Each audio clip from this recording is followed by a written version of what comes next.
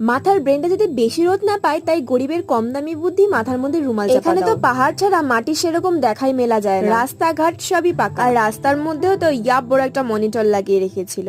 এই দোকানে আসতে কার কার মন চাইছে। এখন আমরা বেরিয়ে যাব, কিন্তু কাছেই একটা পার্ক ছিল জন্য সবাই মিলে সেই পার্কের ভিতরেই গেলাম। এখানে একটা বুদ্ধদেবের মন্দির ছিল, আর এখানে সবাই বসে এখন একটু রেস্ট নিচ্ছে, ক্যালকালাচ্ছে। এখানে ঢুকেই আমার ফার্স্ট কাজ ছিল চোখে মুখে জল দেওয়া। এই ছিল রাস্তা। এখন আমরা যাব, আর এখন আমরা হাঁটা দিয়েই দিয়েছি এক্সিস্ট পয়েন্টের দিকে। এক্সিস্ট পয়েন্ট আর এন্ট্রি পয়েন্টে কিন্তু একই জায়গায়, কিন্তু একটু ডিস্টেন্সে। ওখান থেকে বেরিয়ে গেটের পাশে কিছু সানগ্লাসের দোকান ছিল, ওখানেই দেখছিলাম কিছু নেওয়া যায়। কিছু না নিয়ে মুখ বাজার করে চলে আসলাম বাস স্ট্যান্ডে। এখানে এসে দেখি নেক্সট বাস 1.5 ঘন্টা পরে। ততক্ষণ সবাই বাস স্ট্যান্ডে বসেছিলাম, তারপরে বাসের মধ্যে উঠে পড়লাম। আগে থেকে টিকিট কাটা ছিল, মানে বাস স্ট্যান্ডে এসেই আমরা টিকিট কেটেছিলাম।